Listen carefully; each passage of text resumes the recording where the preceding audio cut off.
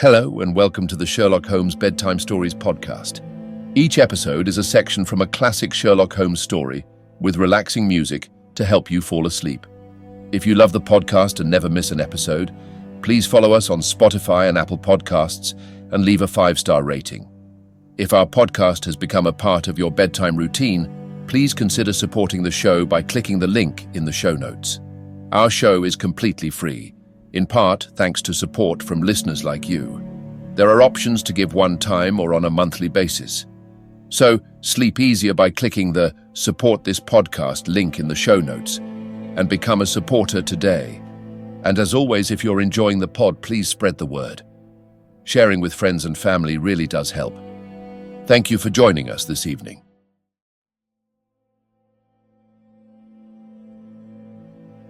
Now it's time to relax. Let your body fall into a comfortable position in your bed and drift gently into a state of total relaxation with tonight's story. The Adventure of the Naval Treaty, Part 2. The invalid sank back upon his cushions, tired out by this long recital, while his nurse poured him out a glass of some stimulating medicine. Holmes sat silently, with his head thrown back and his eyes closed, in an attitude which might seem listless to a stranger, but which I knew betokened the most intense self-absorption. "Your statement has been so explicit," said he at last, "that you have really left me very few questions to ask. There is one of the very utmost importance, however. Did you tell anyone that you had this special task to perform?" "No one." "Not Miss Harrison here, for example?" "No, I had not been back to Woking between getting the order and executing the commission." "And none of your people had by chance been to see you?" "None." "Did any of them know their way about in the office?" "Oh yes, all of them had been shown over it." "Still, of course, if you said nothing to anyone about the treaty, these inquiries are irrelevant." "I said nothing." "Do you know anything of the commissioner?" "Nothing except that he is an old soldier." "What regiment?" "Oh, I have heard Coldstream Guards." "Thank you. I have no doubt I can get details from Forbes. The authorities are excellent at amassing facts, though they do not always use them to advantage. What a lovely thing a rose is." He walked past the couch to the open window and held up the drooping stalk of a moss rose, looking down at the dainty blend of crimson and green. It was a new phase of his character to me, for I had never before seen him show any keen interest in natural objects.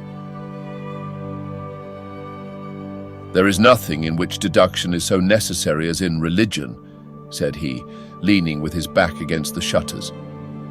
"It can be built up as an exact science by the reasoner. Our highest assurance of the goodness of Providence seems to me to rest in the flowers. All other things, our powers, our desires, our food, are all really necessary for our existence in the first instance. But this rose is an extra. Its smell and its color are an embellishment of life, not a condition of it. It is only goodness which gives extras, and so I say again that we have much to hope from the flowers." Percy Phelps and his nurse looked at Holmes during this demonstration with surprise and a good deal of disappointment written upon their faces. He had fallen into a reverie with the moss rose between his fingers. It had lasted some minutes before the young lady broke in upon it. "Do you see any prospect of solving this mystery, Mr. Holmes?" she asked with a touch of asperity in her voice. "Oh, the mystery," he answered, coming back with a start to the realities of life. Well, it would be absurd to deny that the case is a very abstruse and complicated one, but I can promise you that I will look into the matter and let you know any points which may strike me. Do you see any clue? You have furnished me with 7, but of course I must test them before I can pronounce upon their value. You suspect someone? I suspect myself. What? Of coming to conclusions too rapidly. Then go to London and test your conclusions. Your advice is very excellent, Miss Harrison, said Holmes, rising. I think, Watson, we cannot do better. Do not allow yourself to indulge in false hopes, Mr. Phelps. The affair is a very tangled one. I shall be in a fever until I see you again, cried the diplomatist.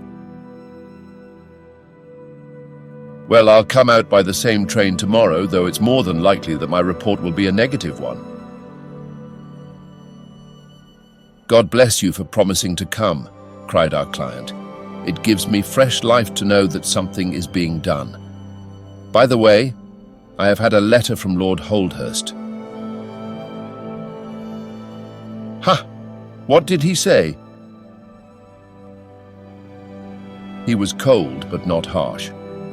I dare say my severe illness prevented him from being that. He repeated that the matter was of the utmost importance and added that no steps would be taken about my future, by which he means, of course, my dismissal, until my health was restored and I had an opportunity of repairing my misfortune. Well, that was reasonable and considerate, said Holmes. Come, Watson, for we have a good day's work before us in town. Mr. Joseph Harrison drove us down to the station, and we were soon whirling up in a Portsmouth train. Holmes was sunk in profound thought, and hardly opened his mouth until we had passed Clapham Junction. It's a very cheery thing to come into London by any of these lines which run high, and allow you to look down upon the houses like this. I thought he was joking, for the view was sordid enough, but he soon explained himself. Look at those big, isolated clumps of building rising up above the slates like brick islands in a lead-coloured sea. The board schools. Lighthouses, my boy, beacons of the future, capsules with hundreds of bright little seeds in each, out of which will spring the wise, better England of the future. I suppose that man Phelps does not drink? I should not think so. Nor should I, but we are bound to take every possibility into account. The poor devil has certainly got himself into very deep water, and it's a question whether we shall ever be able to get him ashore. What did you think of Miss Harrison? A girl of strong character. Yes, but she is a good sort, or I am mistaken. She and her brother are the only children of an ironmaster somewhere up Northumberland way. He got engaged to her when travelling last winter, and she came down to be introduced to his people with her brother as escort. Then came the smash, and she stayed on to nurse her lover, while brother Joseph, finding himself pretty snug, stayed on too. I've been making a few independent inquiries, you see, but today must be a day of inquiries. My practice, I began. Oh, if you find your own cases more interesting than mine, said Holmes with some asperity. I was going to say that my practice could get along very well for a day or two, since it is the slackest time in the year. Excellent, said he, recovering his good humour. Then we'll look into this matter together. I think that we should begin by seeing Forbes. He can probably tell us all the details we want until we know from what side the case is to be approached. You said you had a clue. Well, we have several, but we can only test their value by further inquiry. The most difficult crime to track is the one which is purposeless. Now, this is not purposeless. Who is it who profits by it? There is the French ambassador, there is the Russian, there is whoever might sell it to either of these, and there is Lord Holdhurst. Lord Holdhurst? Well, it is just conceivable that a statesman might find himself in a position where he was not sorry to have such a document accidentally destroyed. Not a statesman with the honourable record of Lord Holdhurst. It is a possibility, and we cannot afford to disregard it. We shall see the noble lord today and find out if he can tell us anything. Meanwhile, I have already set inquiries on foot. Already? Yes. I sent wires from Woking Station to every evening paper in London.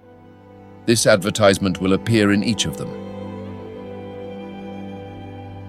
He handed over a sheet torn from a notebook. On it was scribbled in pencil, £10 reward. The number of the cab which dropped a fare at or about the door of the Foreign Office in Charles Street at 10:15 in the evening of May 23rd. Apply 221B Baker Street. You are confident that the thief came in a cab? If not, there is no harm done. But if Mr. Phelps is correct in stating that there is no hiding place either in the room or the corridors, then the person must have come from outside. If he came from outside on so wet a night and yet left no trace of damp upon the linoleum, which was examined within a few minutes of his passing, then it is exceeding probable that he came in a cab. Yes, I think that we may safely deduce a cab. It sounds plausible. That is one of the clues of which I spoke. It may lead us to something. And then, of course, there is the bell, which is the most distinctive feature of the case. Why should the bell ring? Was it the thief who did it out of bravado? Or was it someone who was with the thief who did it in order to prevent the crime? Or was it an accident? Or was it... He sank back into the state of intense and silent thought from which he had emerged. But it seemed to me, accustomed as I was to his every mood, that some new possibility had dawned suddenly upon him. It was 3:20 when we reached our terminus, and after a hasty luncheon at the buffet, we pushed on at once to Scotland Yard. Holmes had already wired to Forbes, and we found him waiting to receive us, a small, foxy man with a sharp but by no means amiable expression. He was decidedly frigid in his manner to us, especially when he heard the errand upon which we had come. "I've heard of your methods before now, Mr. Holmes," said he tartly. "You are ready enough to use all the information that the police can lay at your disposal, and then you try to finish the case yourself and bring discredit on them." "On the contrary," said Holmes. "Out of my last 53 cases, my name has only appeared in 4, and the police have had all the credit in 49. I don't blame you for not knowing this, for you are young and inexperienced, but if you wish to get on in your new duties, you will work with me and not against me." "I'd be very glad of a hint or two," said the detective, changing his manner. "I've certainly had no credit from the case so far." "What steps have you taken?" "Tanguy, the commissionaire, has been shadowed. He left the guards with a good character, and we can find nothing against him. His wife is a bad lot, though. I fancy she knows more about this than appears." "Have you shadowed her?" "We have set one of our women onto her. Mrs. Tanguy drinks, and our woman has been with her twice when she was well on, but she could get nothing out of her. I understand that they have had brokers in the house?" Yes, but they were paid off. Where did the money come from? That was all right. His pension was due. They have not shown any sign of being in funds. What explanation did she give of having answered the bell when Mr. Phelps rang for the coffee?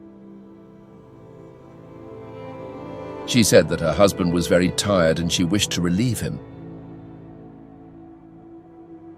Well, certainly that would agree with his being found a little later asleep in his chair. There is nothing against them then but the woman's character. Did you ask her why she hurried away that night? Her haste attracted the attention of the police constable. She was later than usual and wanted to get home. Did you point out to her that you and Mr. Phelps, who started at least 20 minutes after her, got home before her? She explains that by the difference between a bus and a hansom. Did she make it clear why, on reaching her house, she ran into the back kitchen? Because she had the money there with which to pay off the brokers. She has at least an answer for everything. Did you ask her whether in leaving she met anyone or saw anyone loitering about Charles Street? She saw no one but the constable. Well, you seem to have cross-examined her pretty thoroughly. What else have you done? The clerk Gorot has been shadowed all these 9 weeks, but without result. We can show nothing against him. Anything else? Well, we have nothing else to go upon, no evidence of any kind. Have you formed a theory about how that bell rang? Well, I must confess that it beats me. It was a cool hand, whoever it was, to go and give the alarm like that. Yes, it was a queer thing to do. Many thanks to you for what you have told me. If I can put the man into your hands, you shall hear from me. Come along, Watson. Where are we going to now? I asked as we left the office. We are now going to interview Lord Holdhurst, the Cabinet Minister and future Premier of England. We were fortunate in finding that Lord Holdhurst was still in his chambers in Downing Street, and on Holmes sending in his card, we were instantly shown up. The statesman received us with that old-fashioned courtesy for which he is remarkable, and seated us on the 2 luxuriant lounges on either side of the fireplace. Standing on the rug between us, with his slight, tall figure, his sharp features, thoughtful face, and curling hair prematurely tinged with grey, he seemed to represent that not too common type, a nobleman who is in truth noble. Your name is very familiar to me, Mr. Holmes, said he, smiling. And of course I cannot pretend to be ignorant of the object of your visit. There has only been one occurrence in these offices which could call for your attention. In whose interest are you acting, may I ask? In that of Mr. Percy Phelps, answered Holmes. Ah, my unfortunate nephew. You can understand that our kinship makes it the more impossible for me to screen him in any way. I fear that the incident must have a very prejudicial effect upon his career. But if the document is found? That, of course, would be different. I had 1 or 2 questions which I wish to ask you, Lord Holdhurst. I shall be happy to give you any information in my power. Was it in this room that you gave your instructions as to the copying of the document? It was. Then you could hardly have been overheard. It is out of the question. Did you ever mention to anyone that it was your intention to give anyone the treaty to be copied? Never. You are certain of that? Absolutely. Well, since you never said so, and Mr. Phelps never said so, and nobody else knew anything of the matter, then the thief's presence in the room was purely accidental. He saw his chance, and he took it. The statesman smiled. "You take me out of my province there," said he. Holmes considered for a moment. "There is another very important point which I wish to discuss with you," said he. "You feared, as I understand, that very grave results might follow from the details of this treaty becoming known." A shadow passed over the expressive face of the statesman. "Very grave results indeed." "And have they occurred?" "Not yet." "If the treaty had reached, let us say, the French or Russian Foreign Office, you would expect to hear of it?" "I should," said Lord Holdhurst with a wry face. "Since nearly 10 weeks have elapsed then and nothing has been heard, it is not unfair to suppose that for some reason the treaty has not reached them." Lord Holdhurst shrugged his shoulders. "We can hardly suppose, Mr. Holmes, that the thief took the treaty in order to frame it and hang it up. Perhaps he is waiting for a better price. If he waits a little longer, he will get no price at all. The treaty will cease to be secret in a few months. That is most important," said Holmes. "Of course, it is a possible supposition that the thief has had a sudden illness. An attack of brain fever, for example?" asked the statesman, flashing a swift glance at him. "I did not say so," said Holmes imperturbably. "And now, Lord Holdhurst, we have already taken up too much of your valuable time, and we shall wish you good day." "Every success to your investigation, be the criminal who it may," answered the nobleman as he bowed us out the door.